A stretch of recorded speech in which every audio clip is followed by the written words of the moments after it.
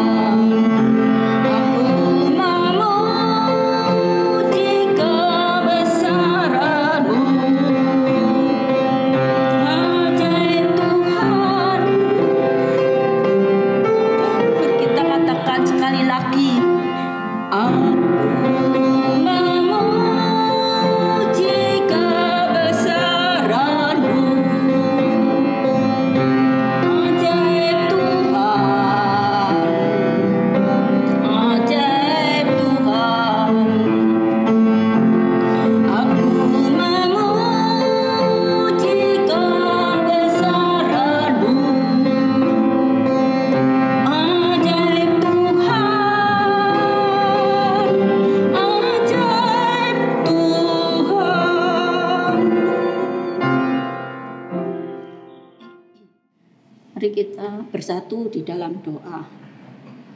Bapa yang mengasihi kami, terima kasih, kami bersyukur karena kebaikan Tuhan sampai hari ini kami masih dalam kondisi baik dan sehat.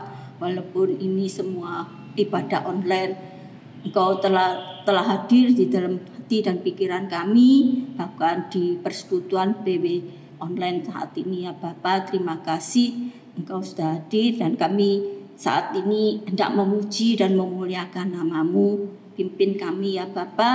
Kami serahkan ibadah kami dari awal, pertengahan hingga akhir. Kiranya Tuhan sendiri yang tolong dan mengurapi setiap kami. Khususnya hamba-Mu yang akan menyampaikan kebenaran firman-Mu. Kiranya Tuhan urapi dengan kuasa Roh Kudus-Mu. Apa yang disampaikan Engkau juga berbicara kepada setiap kami, perteguhkan iman kami. Terpujilah nama-Mu ya Bapa. Kami berserah dan bersyukur di dalam nama Tuhan Yesus. Amin. Mari kita pujikan kembali, mengingat saat ini akan menghadapi Prapaskah. Kita refleksi diri setiap kami. Mari kita datang ke salib Tuhan, mengaku akan segala kesalahan setiap kami. Aku datang ke salib.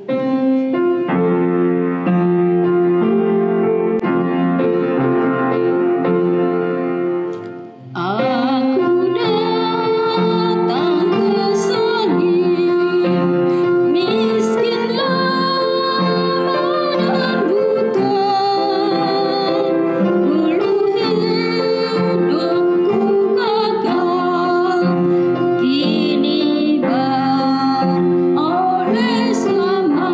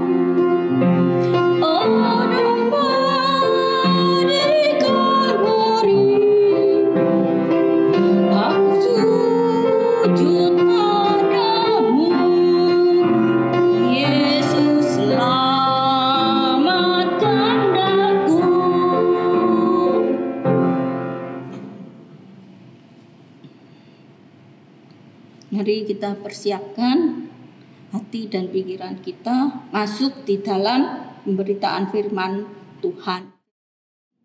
Mari kita persiapkan hati dan pikiran kita. Kita menyanyikan satu pujian untuk masuk di dalam firman Tuhan. Firman Tuhan pada sore hari ini yang akan dibawakan oleh hambanya Pendeta Julius Caesar.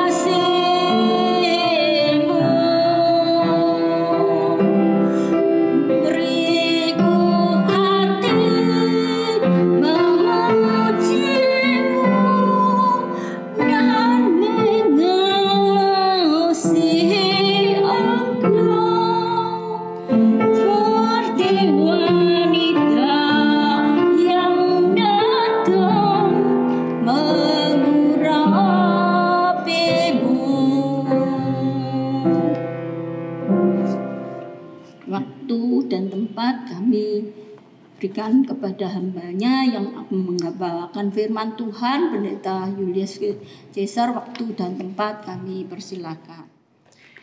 Ya, selamat sore bagi ibu-ibu sekalian. Pada sore hari ini kita sama-sama akan mendengarkan renungan firman Tuhan. Mari kita siapkan hati dan pikiran kita untuk dapat mendengarkan firman Tuhan yang akan kita sama-sama renungkan hari ini. Bapa di dalam surga, terima kasih untuk kasih dan setia Tuhan bagi kami. Biarlah pada sore hari ini kami sekali lagi duduk diam di bawah kaki Engkau Tuhan, dan kami siap untuk membaca dan merenungkan firman-Mu. Biarlah apa yang kami dengar dan kami renungkan hari ini menjadi berkat di dalam kehidupan kami. Terlebih lagi ketika kami menjadi orang-orang yang Tuhan pakai untuk dapat melayani di gereja, di keluarga kami, bahkan dalam komunitas kami. Dan biarlah firman hari ini benar-benar menjadi berkat bagi kehidupan kami seutuhnya. Dalam nama Kristus Yesus kami berdoa dan bersyukur. Amin. Ya, ibu-ibu sekalian, saya akan mengajak kita melihat satu bagian firman Tuhan yang ada di dalam bagian firman Tuhan, khususnya 2 Raja-Raja ya. Saya mengajak rekan-rekan sekalian untuk membuka firman Tuhan dalam kitab 2 Raja-Raja pasal yang ke-22, ayat yang pertama sampai ayatnya yang ke-20. Oke. Bagi ibu-ibu sekalian di rumah masing-masing dapat mempersiapkan diri membuka 2 Raja-Raja pasal yang ke-22, ayat yang pertama sampai ayatnya yang ke-20. Oke, saya tidak akan membacakan semua bagian, saya hanya akan membacakan beberapa ayat saja. Nanti ibu-ibu sekalian dapat membaca dengan lengkap di rumah masing-masing. Oke, demikian bunyi firman Tuhan. Ayatnya yang ke-11. Segera sesudah raja mendengar perkataan kitab Taurat itu, dikoyakkannya lah pakaiannya. Kemudian raja memberi perintah kepada Imam Hilkia, kepada Ahikam bin Safan, kepada Akhor bin Mika, kepada Syafan panitera itu, dan kepada Asaya hamba raja. Katanya, pergilah, mintalah petunjuk Tuhan bagiku, bagi rakyat dan bagi seluruh Yehuda, tentang perkataan kitab yang ditemukan ini. Sebab hebat kedahsyatan murka Tuhan yang bernyala-nyala terhadap kita. Oleh karena nenek moyang kita tidak mendengarkan perkataan kitab ini dengan berbuat tepat seperti yang tertulis di dalamnya. Maka pergilah Imam Hilkia, Ahikam, Akbor, Syafan, dan Asaya kepada Nabiah Hulda, istri seorang yang mengurus pakaian-pakaian, yaitu Salum bin Tikwa bin Harhas. Nabiah itu tinggal di Yerusalem, di perkampungan baru. Mereka memberitahukan semuanya kepadanya. Perempuan itu menjawab mereka, beginilah firman Tuhan Allah Israel. Katakanlah kepada orang yang menyuruh kamu kepadaku, beginilah firman Tuhan. Sesungguhnya aku akan mendatangkan malapetaka atas tempat ini dan atas penduduknya, yakni segala perkataan kitab yang telah dibaca oleh Raja Yehuda. Karena mereka meninggalkan aku dan membakar korban kepada Allah lain dengan maksud menimbulkan sakit hatiku dengan segala pekerjaan tangan mereka. Sebab itu kehangatan murkaku akan bernyala-nyala terhadap tempat ini dengan tidak padam. Tetapi kepada Raja Yehuda yang telah menyuruh kamu untuk meminta petunjuk Tuhan, harus kamu katakan demikian. Beginilah firman Tuhan Allah Israel mengenai perkataan yang telah kau dengar ini.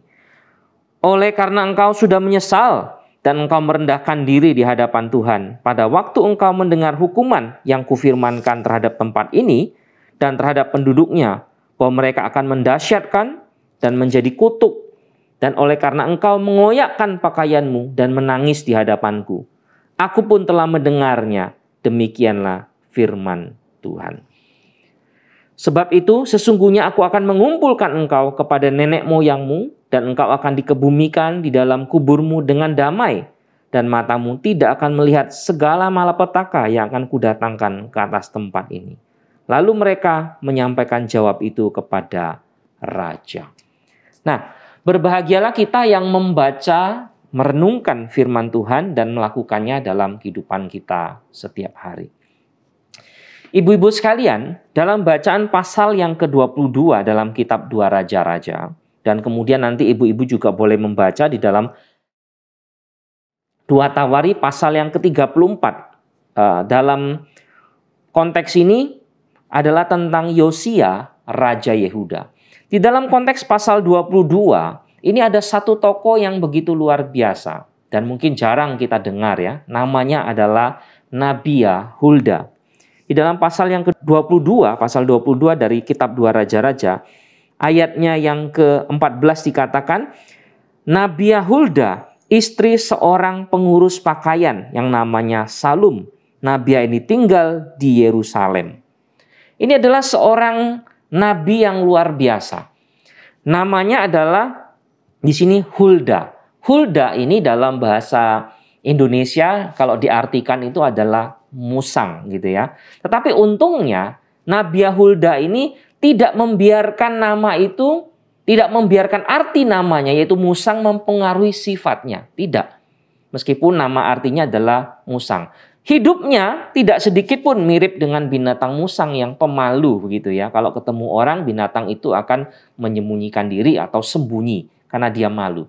Tetapi Hulda adalah orang yang begitu berani dan dia memiliki pendirian untuk berani bertindak. Hulda adalah seorang nabi perempuan yang menyampaikan pesan Allah kepada Raja Yosia di dalam pasal yang ke-22. Panggilannya khususnya dia sebagai seorang nabi, tapi dia juga adalah seorang istri dari seorang pengurus pakaian raja yang namanya Salum binti Tikwa.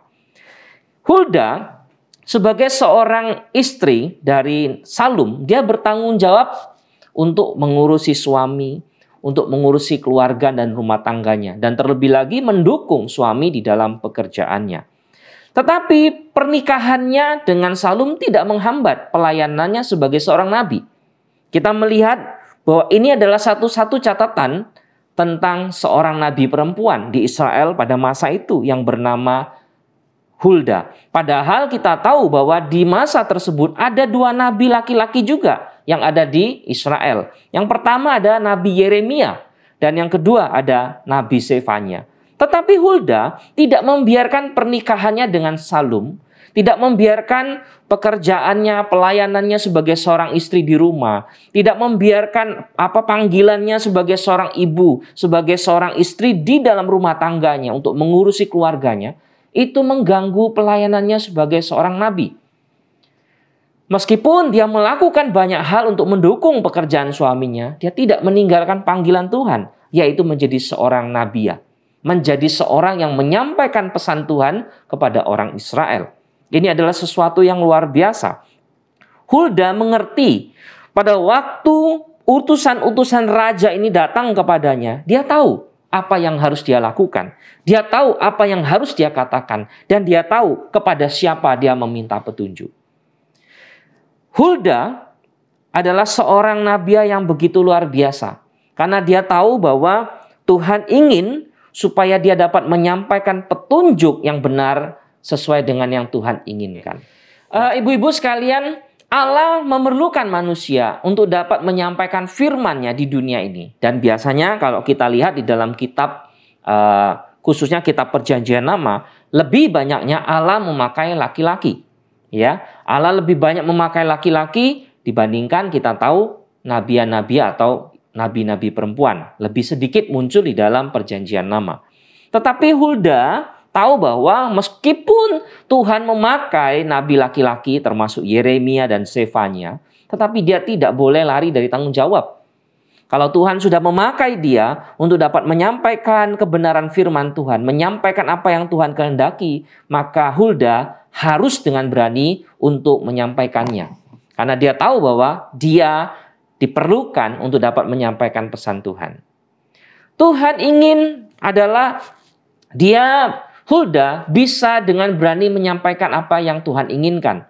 Allah mencari orang sebagai penyampai firman Tuhan yang dapat berfungsi di dalam kerajaan Allah, yang dapat berfungsi di dalam penyabaran berita tentang kebenaran Allah. Jenis kelamin, usia, begitu ya, status sosial dan sebagainya itu adalah hal sekunder, hal nomor 2, hal nomor 3 dan seterusnya. Tetapi Allah menginginkan seseorang yang dengan sukarela, seseorang yang dengan sikap hati berani untuk menerima tanggung jawab ini. Dan ini dilakukan oleh Hulda. Hulda sama seperti perempuan yang lainnya. Dia adalah seorang ibu rumah tangga yang hanya berkutat dan membantu keluarga.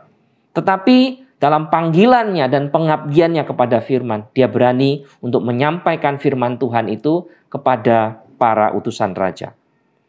Meskipun pesannya pendek, hanya beberapa ayat. Mulai dari ayat 16 sampai ayat 20. Tetapi pesan yang sederhana ini berpengaruh besar di dalam kehidupan Raja Yosia. Dan kita bisa melihat melalui pesan yang ada, Raja Yosia melakukan reformasi spiritual yang besar-besaran di dalam kerajaan Yehuda. Dan dia kembali memfungsikan seperti yang diinginkan oleh hukum Taurat. Dan kita bisa melihat bahwa bait Allah kemudian diperbaiki, kemudian dibersihkan dari penyembahan berhala, kemudian dia mengajak orang-orang Israel kembali melaksanakan Paskah, kemudian praktik persembahan dan keadilan kembali dipulihkan. Kita melihat bahwa kerajaan Yehuda mulai melakukan pembaharuan secara spiritual, secara politik, dan kehidupan yang lebih baik sesuai dengan firman Tuhan. Melalui pesan yang disampaikan oleh Nabi Hulda. Pesan yang singkat, sederhana, tapi merubah kehidupan begitu banyak orang. Pesan yang singkat dan sederhana, tapi merubah kehidupan seluruh orang Israel untuk kembali kepada Tuhan. Ibu-ibu sekalian, saya tahu bahwa ibu-ibu juga adalah kebanyakan ibu rumah tangga yang mengurusi di keluarga, mengurusi suami, anak-anak, cucu, mantu, dan sebagainya.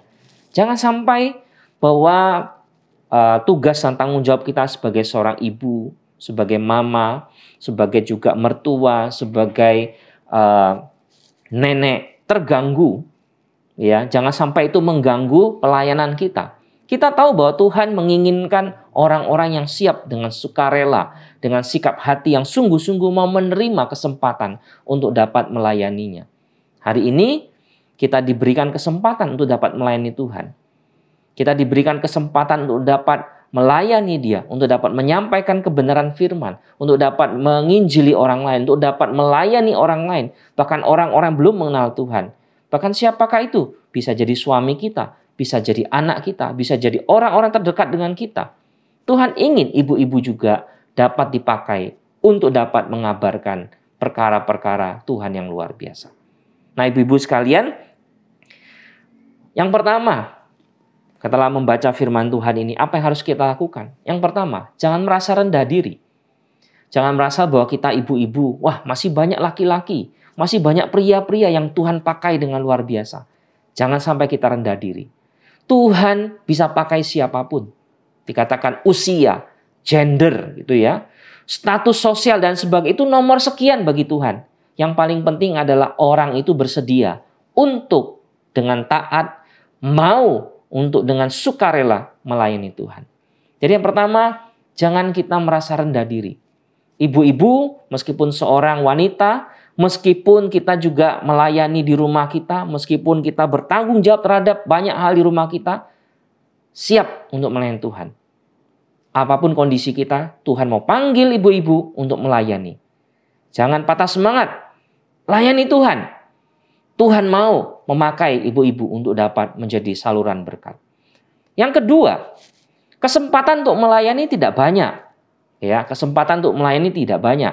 Apalagi mohon maaf, di usia kita sekarang, saya sudah 42. Nah, mungkin ibu-ibu juga ada yang lebih tinggi usianya dari saya. Ada yang sudah masuk usia emas dan senior dan sebagainya. Waktu untuk melayani tidak banyak. Kita lihat ada begitu banyak kasus terjadi di sekitar kita. Dan kita tidak tahu kapan kita akan dipanggil Tuhan. Bisa jadi besok, bisa jadi minggu depan, bisa jadi dalam beberapa waktu yang akan datang. Tidak ada yang tahu. Kadang-kadang kita berkata, oh nanti saja melayani Tuhan, masih ada banyak waktu kesempatan. Tapi melalui firman Tuhan ini dikatakan, kita tidak tahu kapan usia kita. Kesempatan untuk melayani itu jarang. Kesempatan untuk melayani tidak banyak. Kalau kita masih diberikan waktu hari ini untuk melayani, ambil semua waktu itu. Ibu-ibu lihat ya, di dalam kisah 2 raja-raja tidak banyak wanita yang menjadi nabi. Di dalam perjanjian lama pun tidak banyak wanita yang menjadi nabi. Kita membaca bagian hari ini khususnya pasal 22. Ini sesuatu yang sangat langka. Ada seorang wanita yang bernama Hulda, Nabi Hulda, mengambil kesempatan ini untuk apa? Menjadi saluran berkat Tuhan, untuk menyampaikan firman Tuhan.